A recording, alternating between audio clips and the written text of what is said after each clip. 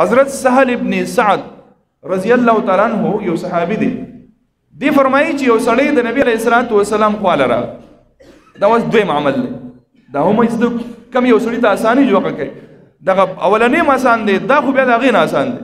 ښکلې ښایسته د نبی علیه الصلاۃ والسلام زندګي نه ډېره ښایسته ده ډېره ښکلې ده خو چې کاش مونږ په هغې باندې عمل کولی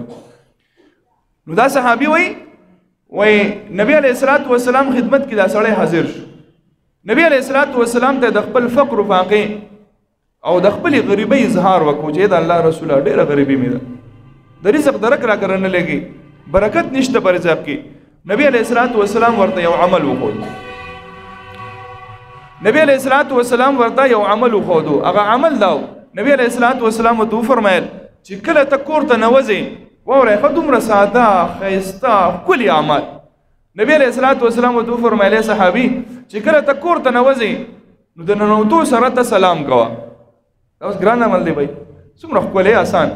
کور ته نوځې السلام علیکم ورحمت الله زه دې خپلو وړو ته یم دا کوم ماشومان چې زما سره سبق وایي زه وایم تاسو چې کله کور ته ننوځئ نو فورا سلام وکړئ السلام علیکم ورحمت الله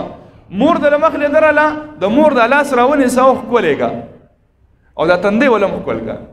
ځکه چې مور ده کومه هستي د له مخې راغلې ده په دې د الله شکر ادا کا ډېر خلک داسې دي چې هغه کور ته ننوځي لیکن مور یې نه وي په چا سلام وکړي هی دا ارمان سړي لاله ورشي چې کله د مور نه وي بیا ته کور ته ننوځي چا ته به سلام چا له به ورځي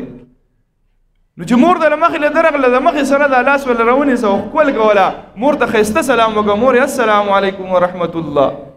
او دا تندی ولم ښکل کا او چې پلار د له مخې له درغې نو دا پلار ستا د جنت دروازه ده عزت وله وکړه دا لاس وله ښکل کا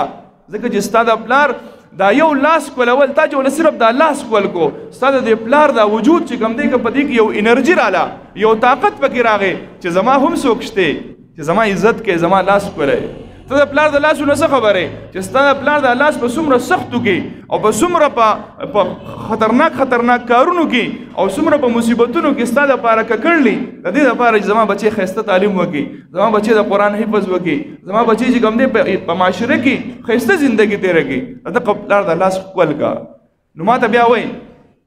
پلاران نه ته هم وایي او ماشومان نه ته هم وایي او زه کور ته تللی وم مور مې ډېره زیاته خوشحاله شو ډېره زیاته خوشحاله شو نو دا سلام کول کور ته نوځئ سلام کول نبی علیه الصلاۃ والسلام ورته فرمایي ای زما صحابي کله چې کور ته نوځئ نو سلام کوه او دویم نمبر کله چې کور ته نوځئ دومره آسان ښایسته عمل درود شریف په ما وایه کله ور نوځئ که نه نو په ما باندې درود شریف وایه او دریم نمبر کله چې ته کور ته ور نوځئ نو قل هو الله احد صورت وایه ورکه مزید یې په مفت کې مالدارانه کېږئ ټول به مالداران یې انشاءالله صحابي وایي ما دا عمل شروع کو دا سهل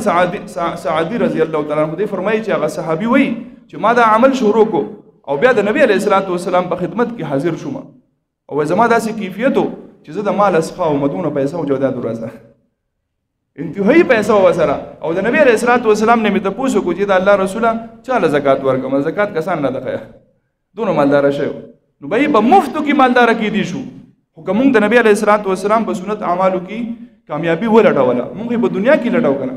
نو به یې درې څیزونه اول نمبر نبی علیه السلام ته فرمایي چې ورنوځې سلام کوه دویم نمبر چې ورنوځې په ما درود شریف لوله او دریم نمبر چې ورنوځې نو قل هو الله احد صورت وایه څه مشکل پکې شته وایي دا سنت اعمال دي دا خپل کړو انشاءالله د دنیا د مصیبتونو نه به خلاص شو د حرامو پیسو نه به خلاص شو